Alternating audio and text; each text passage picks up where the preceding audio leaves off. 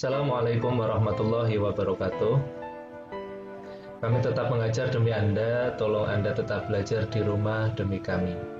Ya, seperti yang sedang viral terkait dengan we stay at work for you and you stay at home for us.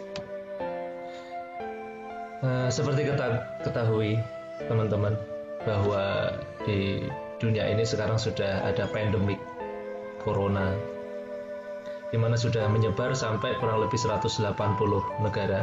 Ya, berdasarkan data yang kita ketahui, sekarang kurang lebih ada sekitar 304.000 yang terinfeksi dan juga 12 ribuan yang meninggal dan ada 91 ribuan yang sembuh. Sedangkan di Indonesia sendiri kita ketahui bahwa yang positif per 22 Maret kemarin sudah sampai 514 orang. Kemudian ada yang 48 itu meninggal dan yang 29 itu sembuh. Marilah kita sama-sama berdoa kepada Allah Subhanahu wa taala semoga segera mengangkat pandemik ini, wabah ini. Ya, kenapa kita sudah melakukan banyak ikhtiar tentunya ya, seperti kita bekerja dari rumah, belajar dari rumah, kita melakukan social distancing. Kemudian pemerintah juga sudah melakukan berbagai cara ya, seperti melakukan anjuran-anjuran untuk melakukan karantina pada diri kita sendiri. Ya, kemudian juga sudah mulai diadakan rapid test gitu. Bahkan mungkin apabila terjadi kendala atau penyebaran yang lebih luas lagi, bisa jadi nanti akan bisa dilakukan lockdown. Tapi itu wallahu alam ya, kita tidak tahu, semoga ini segera bisa teratasi dengan baik. Nah, maka dari itu ketika kita sedang melakukan aktivitas ya, karena meskipun kita melakukan karantina pribadi, tapi ada saatnya kita pasti akan keluar. Nah, mungkin untuk membeli kebutuhan pokok yang nggak bisa kita hindari. Oleh karena itu selalu sediakan masker ya. Mungkin himbauan kemarin itu terkait dengan masker yang harusnya untuk orang sakit saja, yang sembuh tidak usah pakai masker, tapi sekarang sudah dianjurkan untuk memakai masker semuanya. Dan jangan lupa juga untuk menggunakan hand sanitizer ya, untuk membunuh kuman-kuman yang atau virus-virus yang ada di tangan kita. Misalkan kalau kita habis menyentuh sesuatu yang bersifat umum. Nah, pada hari ini teman-teman, kita akan membahas terkait dengan 3 hal. Yang pertama tentu saja adalah materi kita pada hari ini. Sedangkan yang kedua nanti saya akan membahas terkait dengan ujian tengah semester kita, ya, UTS. Dan kemudian yang ketiga nanti terkait dengan penjelasan sistem perkuliahan kita yang mungkin kemarin sudah sempat saya share ya.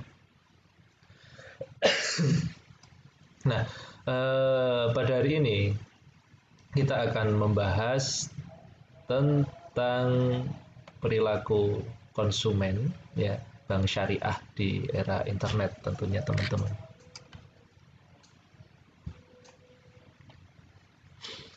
Nah, kenapa sih kita perlu mempelajari perilaku konsumen atau perilaku nasabah ya, kalau kita bahasnya terkait dengan perbankan itu?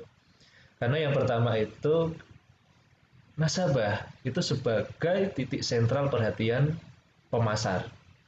Maka memahami nasabah itu akan menuntun bank syariah dalam membuat kebijakan yang tepat.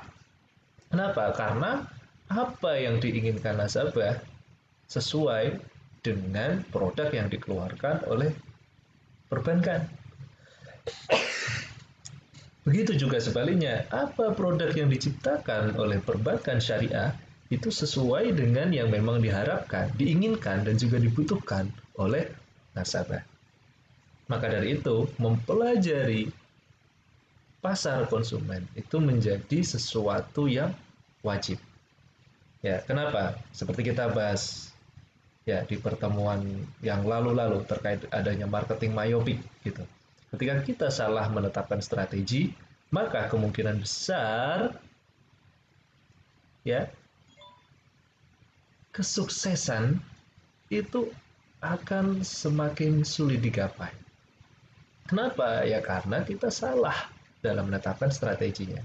Nah, strategi yang bagus itu harus didasarkan kepada analisis yang bagus juga dari data gitu.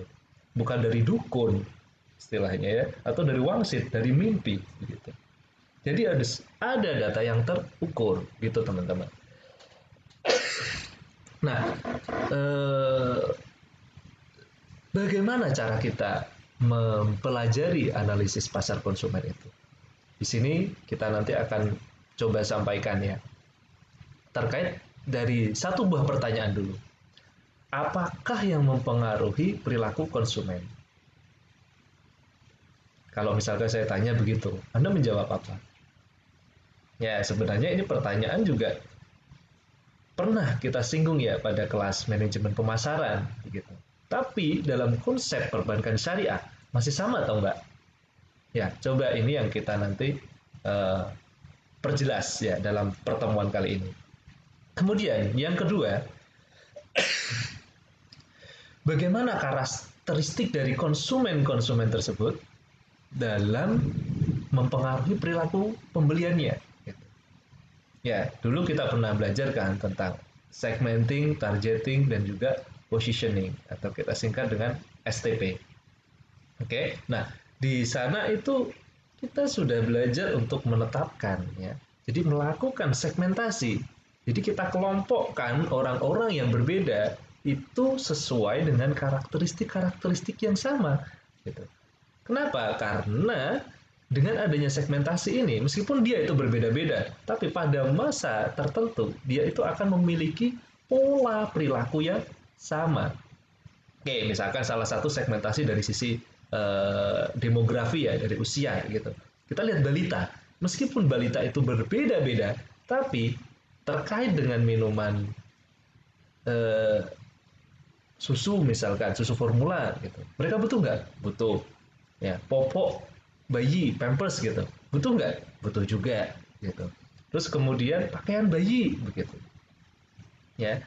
Terus kemudian bedak, minyak telon, ya. Meskipun orangnya beda-beda, mereka membutuhkan sesuatu yang sama. Meskipun kalau untuk produk bayi ini tadi, ya, pemutusan apa ya? Keputusan pembeliannya tidak berada di bayi ya, tapi di orang tuanya begitu. Misalkan contoh yang lain kayak teman-teman ketika kuliah gitu. Kebutuhannya juga kurang lebih sama gitu. Tapi ada perbedaan, ya jelas berbeda. Oke, silahkan nanti kita analisis dulu ya. Nah, kemudian yang pertama perlu kita bahas ini adalah terkait dengan teori dari model of consumer behavior dari Philip Kotler. Kenapa? Karena ini adalah gambaran secara umum dari stimulus organisme dan juga respons nantinya. Yang pertama, sebelum konsumen atau nasabah mereka memutuskan untuk membeli, itu dipengaruhi oleh dua hal. Ya, dua hal ini nanti akan ada beberapa penjelasannya. Ya. Jadi dikelompokkan secara garis besar itu ada dua hal. Yang pertama adalah consumer psychology, yang kedua adalah consumer characteristic. Oke. Nah, dalam membentuk suatu karakteristik dan juga psikologi dari nasabah atau konsumen itu ada stimulus sebelumnya. Iya, stimulus itu pasti ada sebelumnya. Misalkan stimulus ini juga dibagi dua oleh Kotler. Yang pertama adalah marketing stimuli, yang kedua adalah other stimuli. Ya, dari marketing stimuli ini terkait dengan marketing mix ya. Ada product and service, kemudian ada price, ada distribution, dan juga ada communication. Ya, ini adalah marketing mix yang sering kita singgung.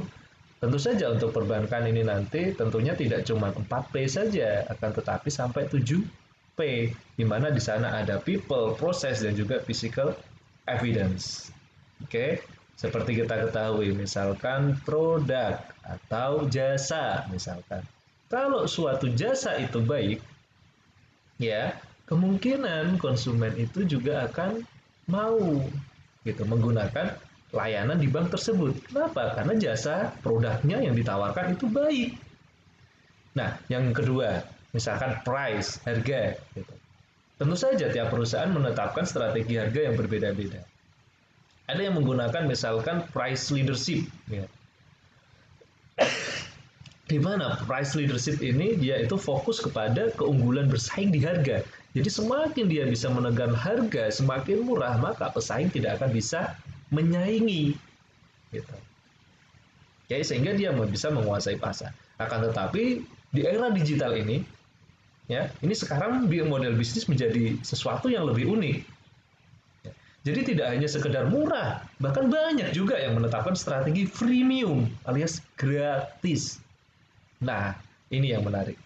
Ya, misalkan teman-teman gunakan Instagram, bayar nggak? Gratis kan? Facebook, bayar nggak? Gratis kan? Oke. Pakai WhatsApp, gratis, bayar? Gratis juga. Begitu. Itu adalah model bisnis yang menggunakan strategi freemium. Ya, misalkan menggunakan digital banking, mobile banking gitu. Kalau dulu kita ngecek nilai uang yang ada di rekening misalkan pakai SMS itu kadang bayar SMS gitu. Kalau sekarang pakai mobile banking ya itu kita buka pakai aplikasi juga free. Nah itu adalah model bisnis yang semakin modern dengan adanya era teknologi. Ya kemudian ada distribution ya atau dalam konsep marketing mix ini dikatakan sebagai place. Ya place itu adalah distribution. Ya, jadi tidak cuma sekedar place tempat tokonya saja, teman-teman. Atau dari sisi perbankan ini, distribution itu tidak hanya sekedar kantor cabang, kantor kas, tidak. Ya, dengan menggunakan handphone misalkan ya, teman-teman lihat ya. Itu juga bagian dari distribution. Dengan menggunakan aplikasi mobile banking, ya Anda bisa melakukan transaksi dimanapun, ya kan, kapanpun. Itu adalah bagian dari distribution dengan menerapkan strategi co-creation gitu. Ya, jadi nasabah atau konsumen membantu perbankan untuk menyediakan atau memproduksi ya produk atau layanan gitu. Jadi kita seolah-olah kita jadi teller ketika kita menggunakan mobile banking tersebut. Ya ada Q&A, ada pertanyaan, itu juga bagikan customer service gitu kan. Kita misalkan pakai mobile banking BSM, kita bisa membuka rekening kan. Membukakan rekening BSM bagi orang lain menggunakan aplikasi mobile banking kita. Ya. Itu adalah affiliate marketing ya. Mungkin kita pernah menyinggung di kelas ya, affiliate marketing. Di mana nanti ketika kita mendaftarkan orang lain gitu, kita bisa mendapatkan bonus gitu, uang atau fee lah ya. Fee dari affiliate marketing yang kita lakukan. Itu adalah beberapa contoh. Nah, terus kemudian communication. Maaf nih masih batuk-batuk ya. Nah, communication ya. Communication itu terkait dengan komunikasi atau yang teman-teman pahami secara umum bahwa marketing itu adalah komunikasi. Ya, komunikasi ya kita membuat suatu brosur misalnya kayak ini ada brosur dari teman, ada brosur gitu kan, terus kemudian iklan di TV, iklan di internet ya, di media sosial ya, public relation dan lain sebagainya. Nanti akan teman-teman pelajari dalam pertemuan selanjutnya. Kita akan membahas terkait dengan integrated marketing communication. Nah, itu adalah stimulus pemasaran. Tapi perlu kita ketahui bahwa pola perilaku konsumen itu tidak hanya sekedar dari stimulus pemasaran saja. Ada stimulus-stimulus lain yang akan mempengaruhi perilaku pembelian mereka. Ya, misalkan begini. Di situ disebutkan ada ekonomi, teknologi, politik, dan juga culture dari sisi ekonomi. Ketika suatu negara sedang mengalami krisis, ya, daya beli menjadi semakin rendah, gitu. Tentu saja keputusan untuk membeli itu menjadi semakin kecil, ya. Dia akan menekan pembelian atau konsumsi, begitu. Oke, itu salah satu contoh ekonomi. Kemudian teknologi. Ya, dengan adanya teknologi yang sekarang serba memudahkan, ya, ini menurut penelitian juga termasuk mempengaruhi konsumen, ya, generasi mager ya istilahnya, yang generasi mager itu menjadi lebih konsumtif katanya. Gitu. Kenapa? Karena semuanya serba dimudahkan, misalkan dengan aplikasi ojol online, ojol kan begitu. Ya kemana-mana udah diantar gitu kan, barang bisa diantar. Kita pesan makanan pun juga diantar. Begitu. Ya, dengan adanya marketplace, e-commerce, ya kan, ini juga menggeser ya, yang awalnya itu misalkan pasarnya tradisional ya, yang kita harus bertatap muka, sekarang jual beli pun Anda bisa melakukannya dengan aplikasi seperti Shopee, Tokopedia, Bukalapak dan lain sebagainya. Misalkan kondisi politik, ya, Anda bayangkan ketika politik di suatu negara itu tidak stabil, ya, atau misalnya contoh yang lain, misalkan gini, kebijakan pemerintah untuk melakukan lockdown, misalkan, ya, sehingga produk-produk dari luar itu juga nanti akan mengalami masalah. Jangan produk dari luar ya, seperti yang kita alami sekarang ini, ketika diberikan himbauan-himbauan untuk bekerja dari rumah, orang-orang jangan keluar rumah ketika nggak ada yang perlu, ya kita amati kayak toko-toko itu juga menjadi semakin sepi begitu.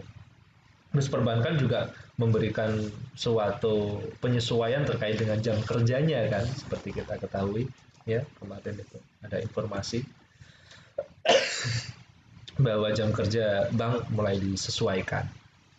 Nah, kemudian culture, budaya. Ya, budaya tentu saja ya kita pahami. Nanti akan kita bahas budaya di sini. Kenapa nanti budaya ini ada sub-sub budayanya. Nah, dan ini juga nanti akan kita bahas bahwa budaya yang ada di sebuah eh, negara, di suatu tempat, itu juga akan mempengaruhi perilaku pembeliannya. Misalkan budaya kita di sub-budaya itu ada religi ya, agama gitu. Kita sebagai seorang muslim itu juga akan memiliki pertimbangan khusus ketika ingin menggunakan suatu bank gitu. Ya, kita lebih cenderung untuk menggunakan bank syariah. Kenapa? Karena itu lebih sesuai dengan prinsip-prinsip agama kita, agama Islam begitu. Nah, terus kemudian selanjutnya kita bahas setelah stimulus tadi ya, kita bahas ke hmm, organisme. Ya, organisme itu adalah diri kita sebagai seorang konsumen atau seorang manusia begitu. Dan di sini ada consumer psychology, di dalamnya ada motivation, perception, learning, dan juga memory. Nanti kita bahas lebih detail. Di sini juga ada consumer karakteristik, nanti ada culture, sosial, personal, ya. Nanti akan kita bahas. Nah, nanti dari organisme itu, ya, di sini nanti akan mengakibatkan suatu respon, di mana respon ini itu terkait dengan proses keputusan pembelian konsumen. Nanti ini juga akan kita bahas di belakang ya, lebih detailnya. Mulai dari problem recognition sampai dengan purchase dan juga post purchase behavior. Nah, ini nanti juga akan menjadikan pertimbangan dalam pembelian. Itu ada product choice, brand choice, dealer choice, ya, purchase amount, purchase timing, dan juga payment method. Ya, ini menjadi sesuatu yang penting untuk kita pahami. Gitu. Dari segmen yang sudah kita bagi tadi, kita lihat bagaimana keputusan mereka dalam membeli suatu produk menggunakan jasa sebuah perbankan.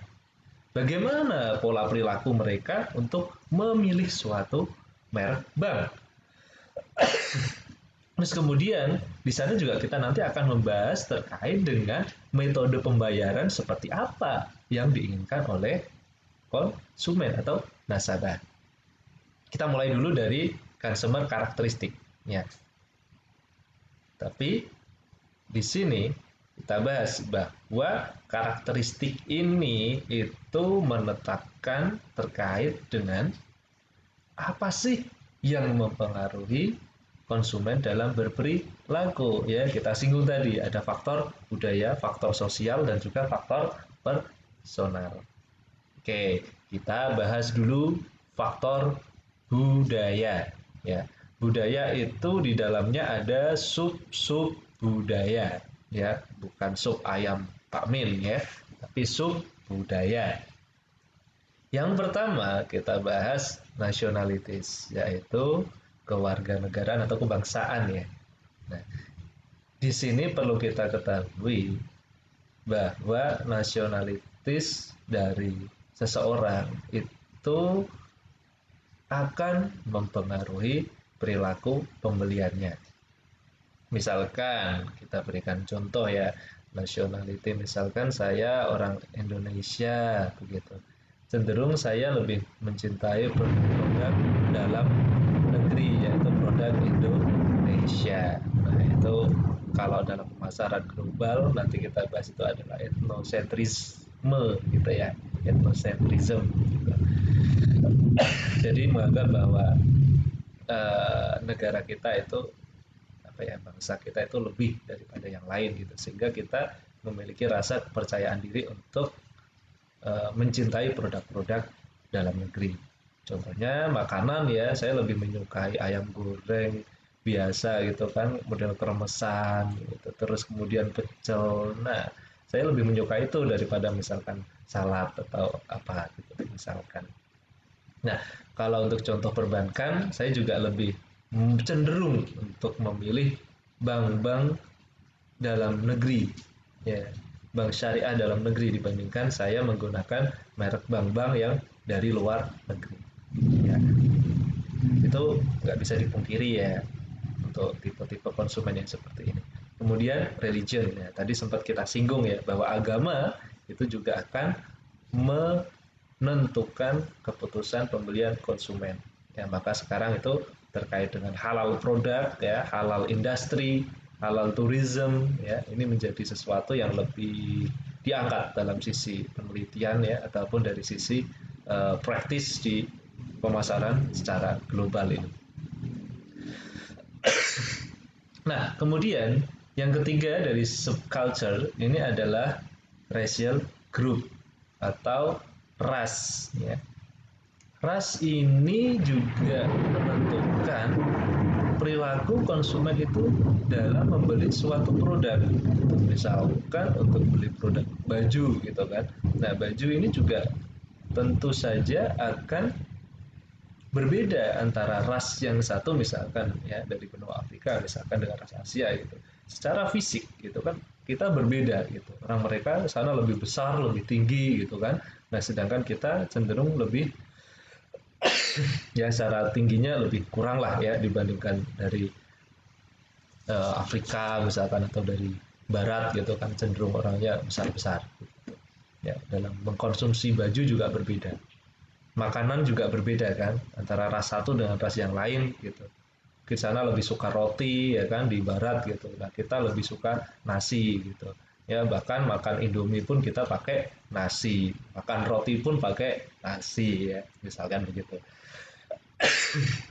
Nah, terus kemudian geographic region ya, daerah geografi tentu saja itu juga akan mempengaruhi ya dalam proses keputusan konsumen gitu. Ya, misalkan tadi ya masih ngomong soal pakaian gitu. Nah, kalau saya daerah pegunungan gitu kan, saya cenderung mencari baju-baju ya yang jaket gitu, lebih tebal kalau daerahnya dingin kan. Tapi berbeda dengan daerah yang misalkan di daerah panas gitu, tapi pantai gitu, itu cenderung menyukai pakaian-pakaian yang tipis gitu. Kenapa? Karena mau nggak mau ya, coba misalkan ya di daerah pantai pesisir panas tapi pakainya yang tebel-tebel, jaket yang berbulu kayak era apa gaya-gaya Korea gitu kan, di sini sampai bulu-bulu gitu, tapi ya jadi lebih panas begitu. Nah, begitu juga terkait dengan banknya gitu.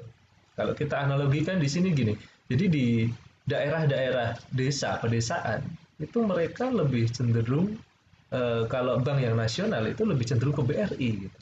Kenapa? Karena di daerahnya yang ada kantornya BRI, ya kan? Nah, berbeda kalau di tempat yang lain misalkan. Itu adalah subculture ya. Nanti subculture di sini masih ada pembahasan yang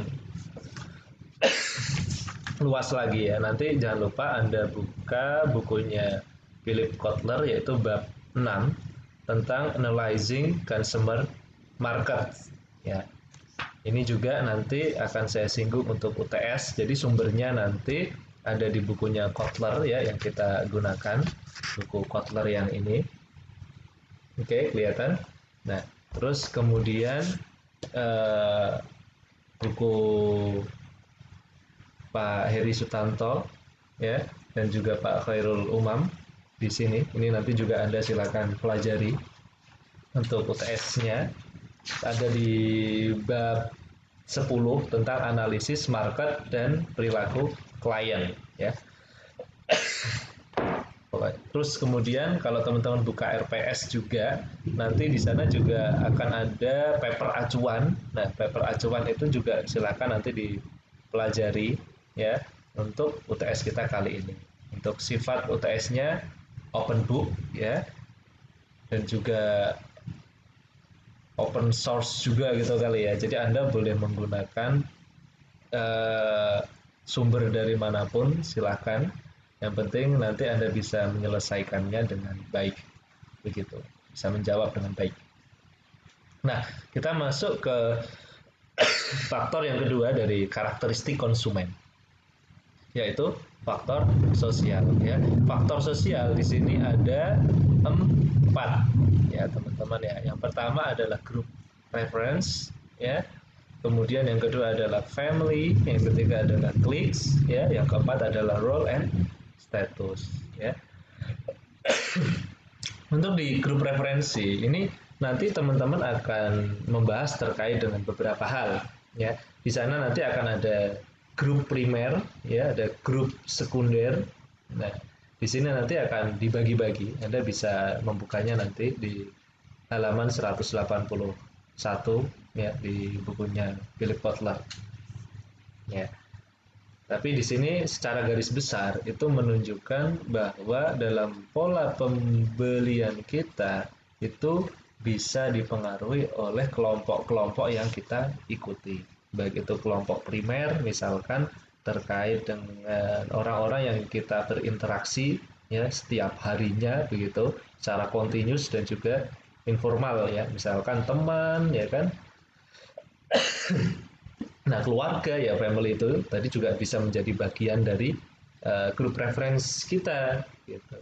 Terus kemudian tetangga ya, rekan kerja. Nah, itu juga bisa mempengaruhi pola pembelian kita. Misalkan kita menggunakan bank syariah anu ya, bank syariah A misalkan karena menurut teman informasi dari teman kita itu bagus pelayanannya gitu. Produk-produknya juga sesuai dengan yang kita harapkan gitu. Misalkan sedang ada promo kita dikasih tahu kemudian kita tertarik ya misalkan.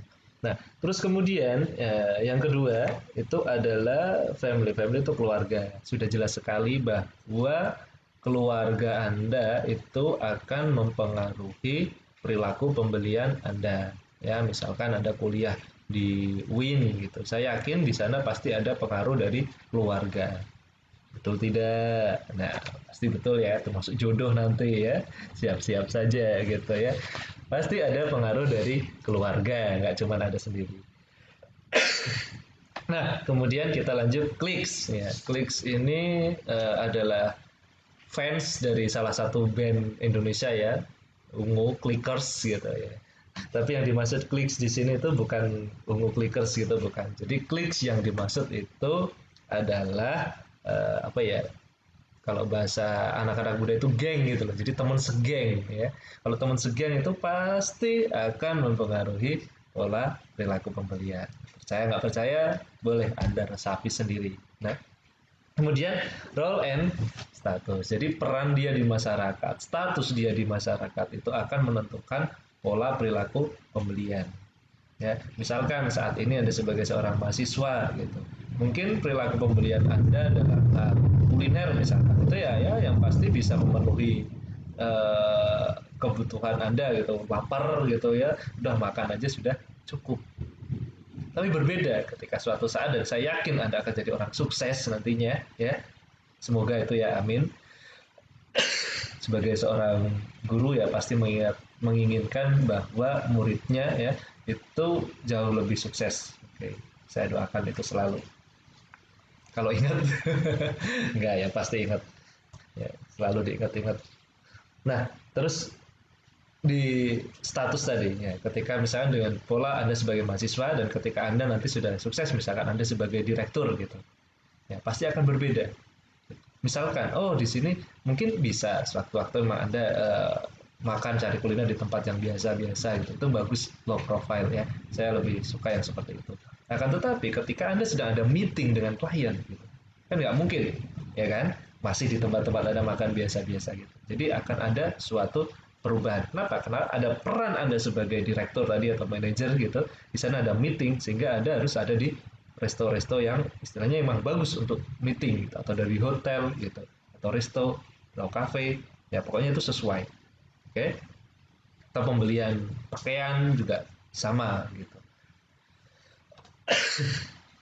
Nah, atau di perbankan juga pasti begini, misalkan Anda sebagai seorang mahasiswa gitu, misalkan Anda perannya di sini sebagai mahasiswa di UIN gitu, UIN kerjasama dengan BSM gitu, sehingga Anda membuat rekeningnya BSM. Terus kemudian nanti Anda kemudian lulus, terus kemudian Anda berwirausaha, di situ Anda menjadi bos, jadi CEO di perusahaan Anda. Nah, misalkan dari klien Anda itu banyak menggunakan misalkan Bank BCA begitu, ya. Nah, di sana Anda kan mau nggak mau akan mengikuti dari klien-klien Anda juga gitu, menggunakan Bank BCA. Gitu. Nah, sehingga ketika status peran Anda beralih, gitu, ini juga bisa mengakibatkan pola perilaku pembeliannya yang berubah. Gitu. Nah, itu pengaruh dari sosial. Nah, untuk selanjutnya kita bahas dari personal faktor. Nah, personal itu kita lihat dari diri sendirinya ya, dari diri si nasabah, diri si konsumen begitu.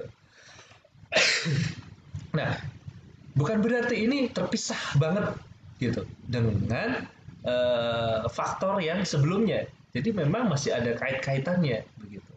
Cuman kita ini mencoba untuk mengkelompok-kelompokkan. Yang pertama adalah age and stage in the life cycle. Ya, misalkan kita contoh di yang lain dulu sebelum masuk ke perbankan, misalkan usia Anda ya ketika tadi ya balita gitu, kebutuhannya juga sesuai dengan kebutuhan balita, ada pampers, ada susu formula, ada bubur ya kan, ada bubur bayi misalkan ya, terus kemudian ada minyak telur dan lain sebagainya. Nah, ketika dewasa, remaja gitu, saya yakin kebutuhan Anda pun semakin berubah. Anda nggak mau pastinya masih udah remaja gitu dikasih susu SGM gitu, mau nggak? Ya kan?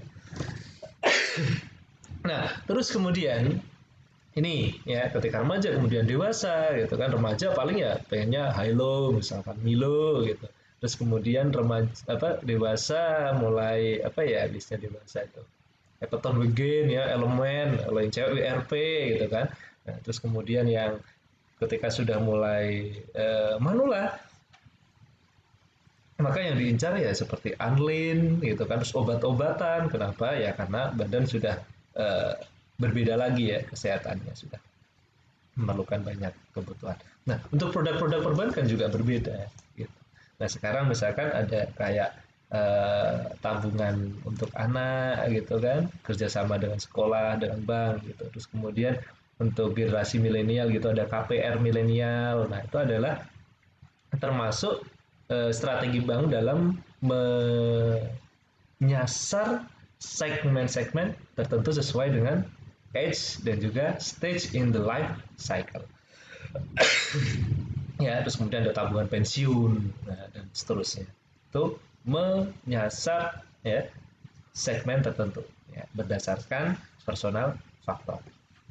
Ya, terus kemudian yang kedua adalah occupation dan juga economic circumstance. Ya, occupation terkait dengan pekerjaan dan pekerjaan ini juga tentunya akan mempengaruhi perilaku keputusan pembeliannya konsumen kan. Ya, kita sudah tahu maka dari perbankan biasanya juga menggunakan occupation ini sebagai strategi ya untuk mempengaruhi perilaku pembeliannya. Misalkan kadang saya melihat itu ada tabungan misalkan dari bank BPRS gitu ya, itu ada yang membuat pinjaman khusus PNS misalkan. Nah itu sudah menyasar kepada occupation ya. Terus kemudian yang ketiga ini adalah personality dan juga self concept ya. Personality itu adalah terkait dengan dirinya sendiri ya, secara personal gitu, konsep diri yang dianut gitu. Misalkan saya orangnya menyukai adventure gitu ya, sehingga produk-produk yang saya beli itu juga produk-produk terkait adventure gitu, dan Consina, kemudian Ray ya, kemudian Eiger ya, dan lain sebagainya gitu. Misalkan kalau dari perbankan misalkan beberapa kan ada yang menggunakan kredit card gitu ya, ada kredit cardnya misalkan kayak kredit cardnya dari Bank Mega gitu, biasanya dia itu lebih menyasar ke sisi yang apa ya, belanja gitu, maka dia masih ada kerjasamanya dengan salah satu dari Citigroup lainnya kan, sehingga di situ ada bonus-bonusnya itu terkait dengan di Transmart, Carrefour ya kan, di situ banyak diskonnya gitu. Misalkan ada yang BNI terkait dengan education, dia juga ada program-program promo. Kemudian Mandiri yang terkait dengan traveling gitu dan lain sebagainya. Itu ada disesuaikan ya dengan self konsep masing-masing. Atau misalkan Anda bisa mengeceknya kalau di aplikasi kayak Traveloka gitu, nanti bisa kelihatan. Nah, terus kemudian yang keempat ini adalah lifestyle dan juga value. Ya, ini hampir-hampir mirip tapi berbeda gitu. Lifestyle itu terkait dengan gaya hidup. Ya, gaya hidup saya itu bagaimana itu, dan nilai-nilai yang dianut saya sebagaimana. Kalau misalkan value yang saya anut adalah agamis gitu, sehingga saya akan lebih kuat ya untuk uh, fokus di produk-produk yang tentunya jelas kehalalannya ya kan, dibandingkan yang masih subhat gitu. Misalnya kita kemarin bahas bahwa pasar eh, apa segmen pasar di ekonomi dan keuangan syariah ya, perbankan syariah itu ada 3 kan kemarin. Jadi ada loyal convent, loyal syariah, dan juga floating market gitu. Nah ini juga dipengaruhi oleh value salah satunya, dan juga lifestyle gaya hidup. Nah ini adalah bagian-bagian dari personal faktor. Nah terus kemudian kita tadi bahas ya ada 2, yaitu consumer karakteristik, dan yang satu lagi adalah key psychological process. Nah, untuk key psychological process di sini juga ada 4 ya, ada 4 ya guys ya. Yang pertama adalah motivation atau motivasi ya, terkait dengan motivasi kenapa dia memilih suatu produk tertentu gitu. Kenapa saya menggunakan bank tertentu, itu tujuannya apa gitu misalkan. Misalkan saya menggunakan bank BTN syariah untuk menggunakan KPR misalkan. Ya menggunakan eh, bank BSM gitu. Kenapa? Karena gajinya melalui BSM ya misalkan.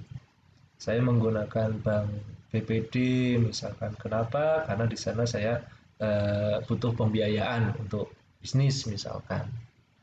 Ya, kenapa? Karena di BPD biasanya apa ya? Ya bahasa sederhananya lebih murah lah dibandingkan bank yang lain, misalkan begitu.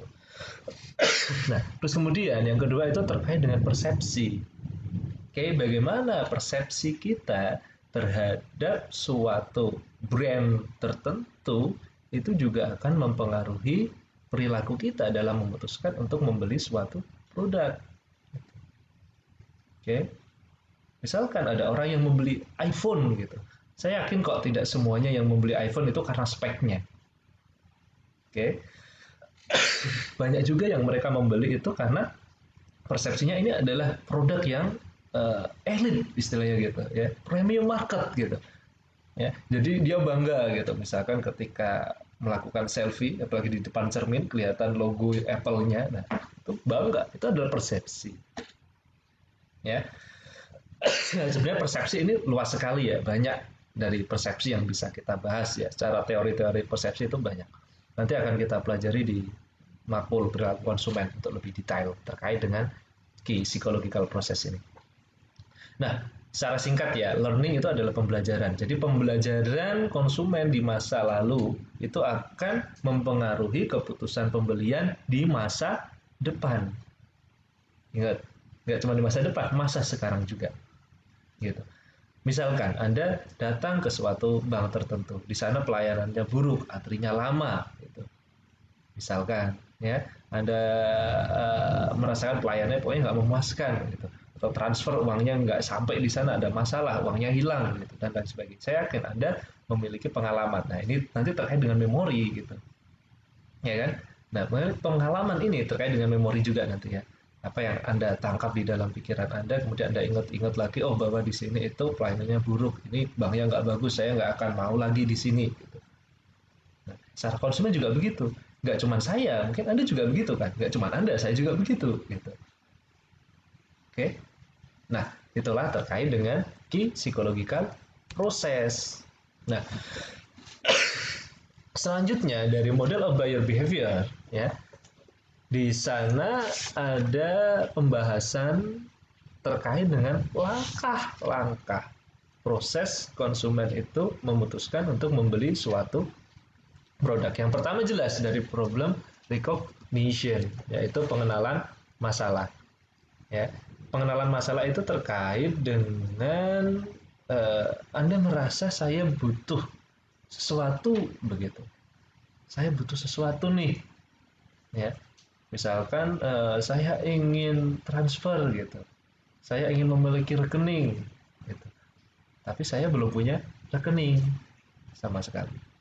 Ya, misalkan Anda kuliah gitu kan, awal kuliah semester pertama gitu, dari kota Anda sana ya, tidak dari desa Anda ya, dari kota Anda gitu, kemudian Anda ke Jogja. Ya, di sini Anda belum punya rekening, itu bagaimana cara mengirimkan uh, uang misalkan? Ya kan orang tua Anda mau pakai Western Union bisa juga gitu kan, pakai transfer dana OVO sekarang juga bisa gitu kan. Nah akan tetapi di sana juga memerlukan rekening ya, sehingga Anda juga perlu rekening, sehingga Anda mengenali masalah Anda bahwa Anda butuh rekening. Nah kemudian Anda mencoba untuk mencari informasi. Nah itu adalah langkah kedua, information search ya. Anda mencari informasi, tapi begini, dalam saya kembali ke problem recognition tadi. Pembelian itu tidak selalu dilakukan untuk pembelian diri sendiri gitu. Jadi kayak bisnis to consumer gitu. Kadang kita juga melakukannya untuk bisnis to bisnis. Jadi dari bisnis ke bisnis lagi. Ya kan? Nah, ketika Anda bekerja di perbankan, ya, Anda di sana memiliki kebutuhan juga gitu kan. Misalkan di sini nanti akan ada rangsangan internal ya, stimulus internal dan juga stimulus eksternal. Kita bahas misalkan stimulus internal. Ya. Di tempat Anda bekerja misalkan adalah karyawan bank gitu. Memutuskan untuk mengembangkan suatu produk baru dan memerlukan peralatan serta bahan yang juga baru gitu. Misalkan Anda dari yang masih tradisional gitu, misalnya dari BPRS gitu, ingin apa ya, mulai meningkatkan gitu, bukan menjadi apa ya, udah level nasional gitu, sehingga Anda nanti memerlukan apa ya, mesin ATM juga yang lebih luas gitu misalkan, terus kemudian Anda ingin membuat digital banking gitu juga. Nah sehingga di sana Anda akan membutuhkan suatu teknologi baru. Nah itu adalah problem recognition. Kemudian yang kedua itu adalah information search. Anda akan mencari informasinya gitu. Ada vendor A, vendor B, vendor C, vendor D, gitu kan. Oh ternyata banyak nih yang menyediakan eh, mesin ATM misalkan. Atau vendor lain yang menyediakan untuk menciptakan suatu digital banking gitu. Oke, kemudian Anda melakukan melakukan evaluasi dari brand A, brand C, brand B, brand D gitu. Mana kira-kira yang lebih baik ya, sehingga nanti kemudian dilakukan purchase decision. Nah, Kemudian setelah purchase itu dibeli, nanti ada post purchase behavior. Nanti ketika kita bahas di kelas perilaku konsumen itu tidak sesederhana ini, teman-teman. Ya, untuk complex decision making, ya, ada limited decision making, ya. Jadi model seperti ini sebenarnya itu untuk complex decision making, ya. Untuk produk-produk yang memang membutuhkan pertimbangan yang panjang ketika kita ingin membelinya. Berbeda untuk produk yang limited decision making gitu. Ketika Anda melihat, waduh, di situ saya lapar nih gitu. Di depan ada penjual somai nih gitu kan. Waduh, saya lapar mau beli. Udah gitu. Jadi dari problem recognition langsung gitu kan. Ada pencarian informasi, depan ada langsung purchase, selesai gitu. Ada kenyang, udah.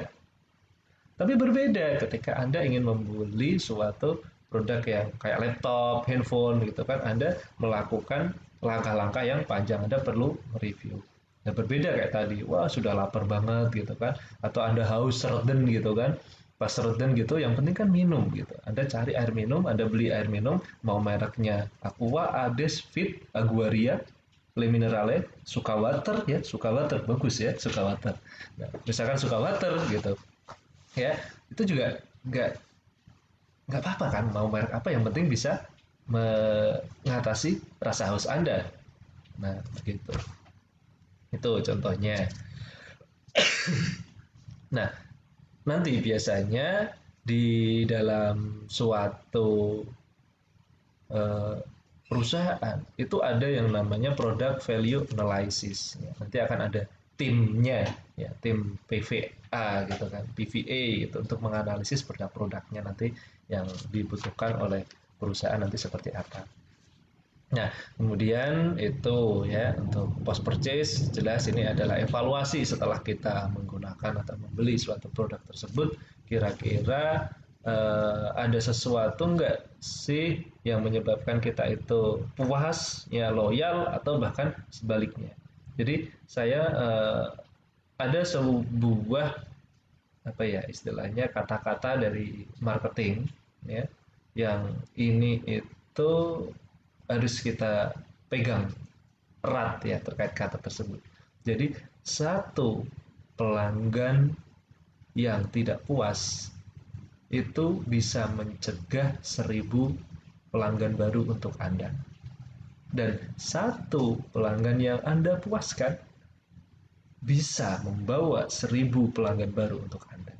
Ingat, jadi tidak cuma satu orang yang saja yang dipuaskan dan satu orang yang tidak dipuaskan selesai. Enggak, gitu. Efeknya bisa panjang. Gitu. Bayangkan yang tidak puas ini dia kemudian merekam gitu kan, terus kemudian men-screenshot atau apapun, kemudian diviralkan. Apa yang terjadi? Nah, Anda tahu sendiri kan? Nah, bagaimana sebaliknya ketika dia memberikan testimoni yang positif ya? Kita lihat sekarang kalau beli online itu kan ada ratingnya, reviewnya ya kan, terus kemudian ada testimoninya, ada baca itu. Ketika banyak yang positif itu akan mempengaruhi kita untuk menggunakan. Tapi bagaimana jika itu negatif? Ya kan? Mungkin kemungkinan untuk kita menggunakan ini juga semakin minim, begitu teman-teman. Nah, ini adalah salah satu contohnya ketika kita ingin melakukan complex decision making ya, pembelian yang kompleks. Di sini contohnya kita ingin membeli komputer ya, laptop gitu. Tapi laptop ini misalkan Anda itu eh, berada di tim purchasing gitu ya di perusahaan. Yang pertama, di sana ada total set ya. Total set ini adalah keseluruhan merek yang ada dari laptop tadi. Kemudian ada awareness set, ya, itu adalah merek-merek yang Anda sadari keberadaannya. Oh, ternyata ada beberapa merek saja yang Anda tahu, gitu kan. Nggak semuanya merek Anda tahu, gitu. Meskipun Anda penjual laptop, gitu, saya yakin tidak semua merek yang ada di dunia ini Anda tahu, gitu. Coba sebutkan beberapa merek laptop dari Rusia, ya, dari Zimbabwe misalkan, ya, dari Ukraina, ya, dari mana itu, ya, dari India saja gitu misalkan, ya, dari Indonesia saja mungkin Anda ada yang nggak tahu bahwa di Indonesia itu juga ada merek-merek laptop lokal gitu, merek misalkan kayak Zyrek, Advance gitu kan. Siapa tahu Mito ada laptopnya nggak ya, Lito ya, ya kayak gitu. Nah, itu dari awareness set. Ya. Terus kemudian consideration set. Kemudian Anda sudah mulai memilih dari beberapa merek yang kelihatannya memang sesuai dengan speknya. ya, yang Anda ketahui sesuai dengan spek, kemudian choice set itu adalah pilihan terakhir gitu. Jadi Anda mau milih A atau B, A atau B begitu. Nah, sehingga itu adalah keputusan pembelian Anda. Nah, seperti ini, Anda akan memberikan scoring ya. Jadi caranya itu menganalisis dengan memberikan skor. Jadi tidak sekedar udahlah saya pilih merek A, saya pilih merek B, saya merek C. Oh, itu kalau untuk Anda pribadi nggak apa-apa. Tapi ketika Anda berada di perusahaan dan nanti misalkan di sana akan membutuhkan 1.000 laptop, itu kan pembelian yang nggak gemen-gemen begitu. Nah, misalkan Anda coba untuk memilihnya gitu. Misalkan dari sisi memori, sisi grafik ya, sisi size dan juga beratnya gitu, terus kemudian dari sisi price harganya. Nah, setiap merek misalkan merek A, B, C, D itu juga memiliki kelebihan dan kekurangan masing-masing. Nah, mungkin untuk Anda ya, di sini Anda kan masih mahasiswa, biasanya masih mahasiswa itu sensitif terhadap harga ya, price sensitif gitu. Sehingga Anda lihat dulu price-nya mana yang paling murah ya. Kalau di situ price yang paling murah adalah yang poinnya 9 gitu. Berarti Anda saya yakin akan milih yang A gitu. Ya, tapi siapa tahu kalau misalnya Anda anak sultan kan berbeda ya. Anda misalkan Anda memiliki apa ya? Anda bikin usaha gitu yang ada kaitannya dengan database yang besar gitu. Ya, sehingga Anda akan memilih misalkan yang C gitu. Kenapa? Karena kapasitas memorinya terbesar yaitu 10 gitu misalkan. Meskipun harganya paling mahal ya, tapi dapatnya 2 poin gitu. Nah, itu adalah contoh. Nah, sekarang bagaimana ketika kita aplikasikan di dalam perbankan ya. Di sini ada misalkan ya total setnya ada Bank Syariah Mandiri, BNI Syariah, BRI Syariah, Muamalat, Bukopin Syariah, Mega Syariah, ya dan BPRS lain. Saya yakin Anda nggak hafal seluruh BPRS yang ada di Indonesia ini. Oke, saya juga soalnya ya terlalu banyak sekali merek bank yang ada di Indonesia ini. Nah, terus kemudian ada awareness set, yaitu merek-merek bank yang kita sadari keberadaannya. Misalkan ada beberapa. Ini misalkan ya, tidak cuma 4 itu saja saya yakin. Anda tahu banyak. Kenapa? Karena Anda adalah mahasiswa perbankan syariah. Nah, terus kemudian ada consideration set. Oke, saya lebih memilih bank-bank ini misalkan. Ini misalkan ya, bukan berarti saya menyarankan Anda harus 3 bank ini, enggak. Terus misalkan sampai choice set ya pemilihan ini mana. Nah, misalkan Anda bekerja di perusahaan, terus kemudian perusahaan tersebut, misalkan Anda yang SDM nih, misalkan ya, atau misalnya bagian finance gitu kan. Nah, penggajian ini kita akan melalui bank syariah gitu. Nah, mau bank syariah mana nih? Nah, kemudian Anda akan mempertimbangkan dari beberapa hal yang tadi kan. Oke, dari layanannya misalkan, oh Bank A ini bagus di pelayanan, tapi kurangnya price-nya lebih mahal gitu. Kenapa? Untuk biaya administrasinya besar gitu. Atau Bank B gitu. Atau Bank C, Bank D, atau Bank Toyib, Bank Tigor ya dan lain sebagainya. Ya, pokoknya jangan Bank Titel gitu. Tahu Bank Titel? Kalau di daerah saya Bank Titel itu kayak apa ya, rentenir gitu ya, Bank Titel itu. Ya, itu harus dihilangkan ya, karena itu sangat merugikan ya. Karena istilahnya juga apa ya, Bank Titel itu lintah darat kan. Nah, kalau yang itu kan buaya darat gitu ya. Oke, lanjut lagi. Nah, jangan lupa, ini adalah topik terakhir yang kita bahas hari ini, yaitu adalah perceived risk atau risiko yang dipersepsikan oleh konsumen atau oleh nasabah. Kenapa? Setiap kita membeli suatu produk, itu ada value, ada juga risk. Ini adalah selalu datang berdampingan. Oke, harus diingat lagi itu. Dan ketika kita menghindari satu risk, kita akan bertemu dengan risk yang lainnya. Ya, jadinya risk ya, kayak buriris tadi ya. Oke, bercanda. Jadi gini, yang pertama adalah fungsional. Fungsional itu terkait dengan fungsi suatu produk. Ketika Anda membeli suatu produk, produknya tidak berfungsi seperti apa yang Anda harapkan, itu disebut risiko fungsional. Ya, Anda beli handphone tersebut ternyata mati, ya nggak bisa digunakan. Itu adalah risiko fungsional. Oke. Terus kemudian fisikal. Ya, fisikal itu terkait dengan fisik. Misalkan beli kosmetik, beli obat, beli makanan. Nah, di sana ada risiko yang dialami. Misalkan Anda beli kosmetik secara online gitu kan, terus kemudian atau offline juga apa ada coba gitu, kemudian terjadi alergi apa, nah itu juga persepsi risiko, sehingga orang itu juga akan mempertimbangkan nih. Jadi selain value ya, selain karakteristik yang dia miliki, di situ juga ada risiko yang akan menjadi pertimbangan. Kemudian financial. Nah, saya yakin ini risiko yang paling Anda tunggu-tunggu ya. Bukan Anda tunggu-tunggu. Jadi financial ini ada risiko yang paling sering dihadapi. Ya. Kenapa? Misalnya kita ingin membeli suatu produk, aduh saya pengennya beli iPhone 11 misalkan. Tapi risiko finansialnya saya nggak bisa makan selama setengah tahun. Ya, itu kan bahaya juga gitu. Oke. Berarti Anda mempertimbangkan itu.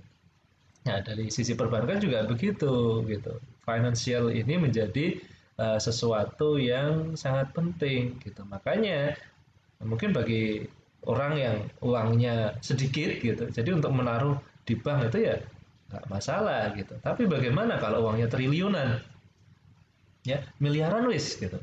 Anda punya 10 miliar gitu.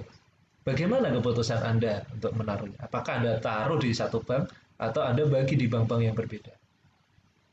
Oke, saya yakin Anda pernah membahas, Anda pernah mendengar juga tentang LPS, lembaga penjamin simpanan kan. Kalau misalkan bank tersebut ditutup gitu, ya, terjadi likuidasi gitu misalkan.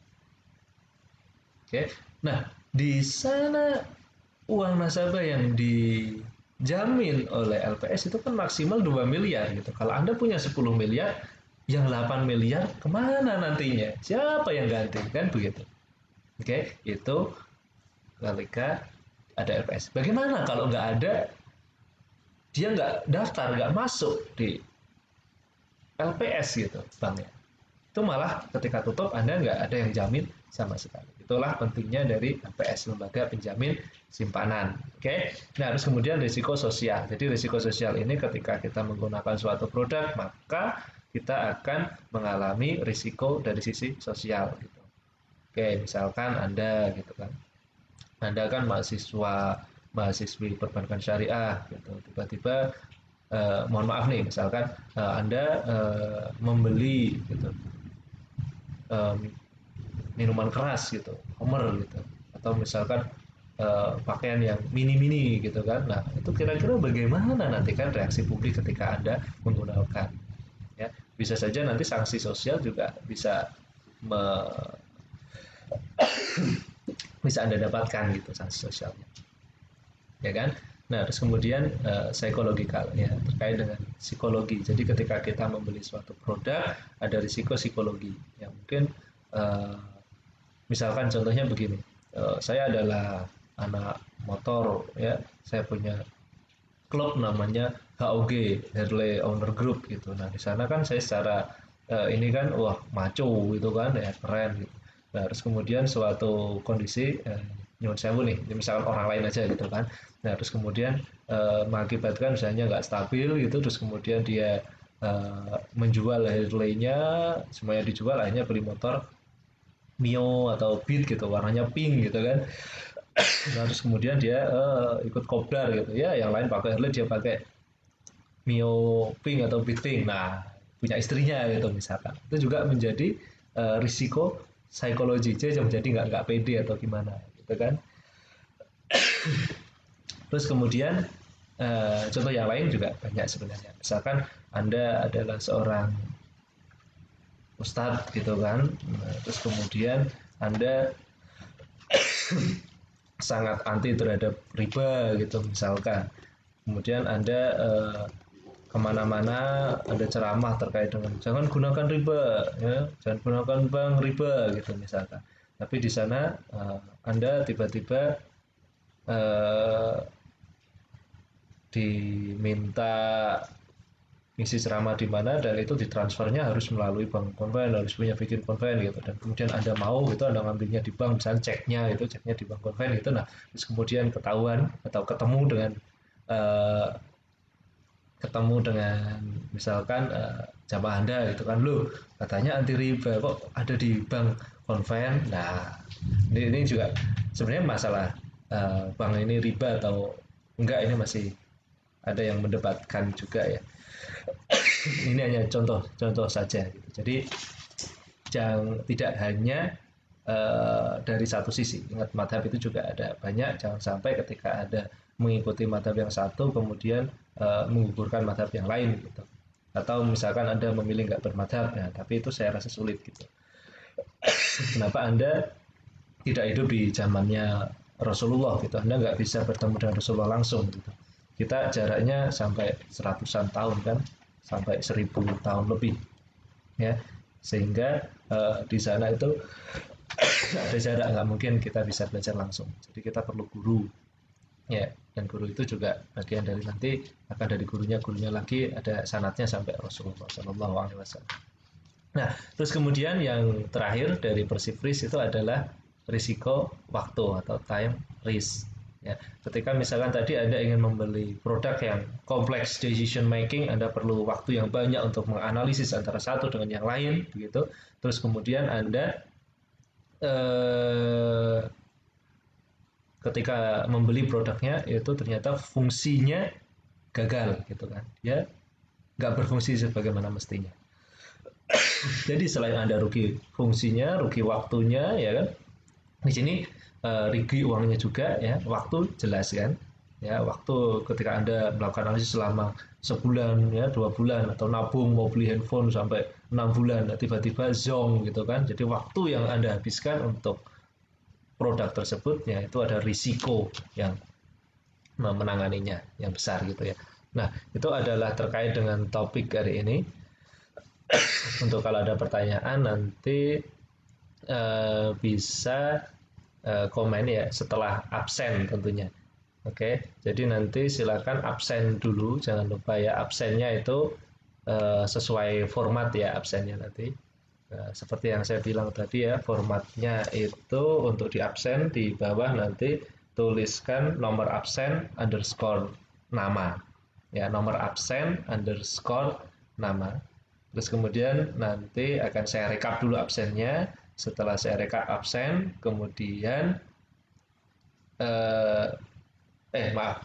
Jadi ada kelas, ya, kelas dulu underscore nomor absen, baru underscore nama Anda. Oke, saya ulangi lagi. Kelas dulu, kemudian nomor absen, kemudian nama. Seperti yang saya contohkan itu, misalnya kelasnya saya tulis A underscore 09 underscore Alek Faruliza. Ya, supaya saya memudahkan dalam merekap absen. Ketika absennya sudah direkap nanti, kemudian saya buka komentar, silahkan bertanya. Nah, setelah itu baru Anda kasih pertanyaan. Kalau Anda mau bertanya apa. Itu ya. Oke, untuk topik hari ini sebenarnya banyak yang ingin kita sampaikan, tapi nanti masih ada makul fokus ke perilaku konsumen. Jadi insya Allah ini akan lebih banyak waktu karena kita akan membahas perilaku konsumen dari perbankan ataupun dari bisnis secara umum itu selama 1 semester. Nah, terus kemudian untuk UTS ini akan kita lakukan ya sesuai jadwal. Ya, jadwal itu nanti saya berikan waktunya, ya, 1 hari harus segera dikumpulkan, kalau enggak secara otomatis sistem dari Kuiper itu akan menutup. Nah, untuk akun Kuiper itu silakan Anda sesuaikan ya di profil, ya, di profil itu silakan Anda sesuaikan nomor absen dan nama. Jadi nggak usah pakai kelas, cuma nomor absen dan nama saja, ya. Kalau nama saja nggak ada nomor absen, nanti saya ngurutin lagi gitu, repot. Tapi kalau sudah ada nomor absen itu nanti saya input di Excel, sudah urut sesuai absen, itu jadi lebih cepat dalam merekap gitu ya teman-teman ya. Jadi saya ingatkan kembali ya, untuk absen berarti kelas, absen, nama, ya. Kalau untuk di akun Kuiper itu nomor absen dan nama. Oke, itu adalah terkait dengan UTS sesuai jadwal. Terus kemudian yang terakhir itu kita bahas sedikit ya terkait dengan panduan. Sebenarnya panduan ini sudah kita share ya kemarin Untuk Kuiper ini ketika teman-teman pakai Telkomsel atau Indosat ya itu ada free ya 30 GB bisa Anda gunakan. Jadi terima kasih pada Telkomsel dan juga Indosat yang sudah memberikan kesempatan kepada kita untuk mendapatkan free ya. Nah, terus kemudian ini adalah beberapa pertemuan selanjutnya, misalkan pada pertemuan ke-9 itu presentasi nanti boleh Anda modelnya mau tutorial atau video seperti ini juga boleh, silakan. Tapi nanti dikirim ke saya, Anda bisa upload di Google Drive dulu, kemudian linknya kasih ke saya ya, gitu lebih mudah kayaknya. Sehari sebelum jadwal presentasi ya, untuk yang presentasi. Terus kemudian yang bertanya nanti silakan bisa bertanya di komen. Terus kemudian untuk yang pertemuan 12 nanti akan saya pandu lagi seperti ini. Harapan saya sih bisa live nantinya. Tapi tadi pagi saya sudah mencoba itu bisa saya tes itu. Ya, saya menggunakan aplikasi ya kan supaya pakai OBS ini ya. Jadi supaya tidak hanya sekedar saya yang kelihatan tapi juga di screen ini juga kelihatan gitu. Tapi ketika tadi pada jamnya kok tiba-tiba error terus gitu. Ya, jadi mohon maaf. Jadi sehingga saya mengirimnya dalam bentuk file video seperti ini. Nah, terus kemudian untuk yang presentasi di bawah ini nanti kita coba dulu pakai aplikasi Zoom ya. Di Zoom ini nanti kita sekelas bisa online bersama-sama video call bareng-bareng gitu ya. Video conference ya. Tapi nanti kelompok presenter wajib siap standby 15 menit sebelumnya. Kenapa? Karena untuk meminimalisir error-error yang seperti tadi. Tapi seandainya ini nanti kita coba satu dulu ya. Seandainya ternyata lebih merepotkan, kenapa ya? Karena sinyal seperti itu, ya kuota saya juga memahami. Nanti kita pakai skema yang atas lagi, ya itu enggak apa-apa. Tapi kita coba dulu satu dulu ya. Semoga bisa. Tapi harapan saya sih semoga ini nggak panjang ya pandemik COVID-19 ini, sehingga kita nggak jadi sampai akhir semester ini secara online terus gitu. Tapi kita juga nanti segera bisa ketemu di kelas offline lagi gitu. Kenapa? Ketika teman-teman misalkan mahasiswa merasa kuliah online itu jadi semakin rumit, jujur bagi saya ya sebagai dosen juga ini sangat merepotkan juga gitu. Jadi lebih enak yang seperti biasanya gitu. Kita harus menyesuaikan diri gitu. Jadi sama sebenarnya. Kalau boleh milih yang seperti biasa, offline saya memilih biasa. Gitu. Tapi karena kondisinya harus seperti ini, maka mau nggak mau ya harus kita hadapi. Ya Anda harus struggle. Saya mohon kerjasamanya. Ya, gitu ya teman-teman ya. Terus untuk UAS-nya ini nanti terkait dengan marketing project nanti akan saya jelaskan ya seperti apa. Ini saya masih menunggu. Biasanya sih saya kerja sama, akan tapi ketika kondisinya seperti ini nanti tentu saja akan ada penyesuaian ya. Semoga penyesuaiannya ini adalah sesuatu yang baik lah ya. Coba kita lihat nanti akan kita bahas ya. Kita masih menunggu sampai ke pertemuan 12 lah seenggaknya.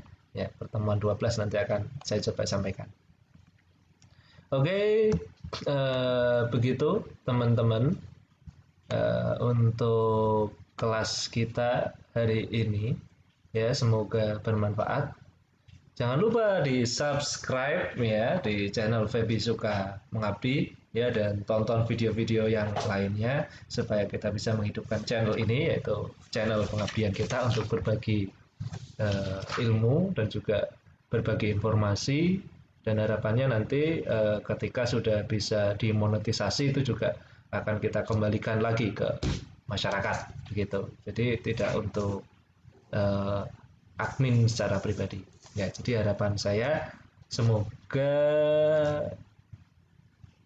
kita semuanya diberikan kesehatan oleh Allah Subhanahu wa taala.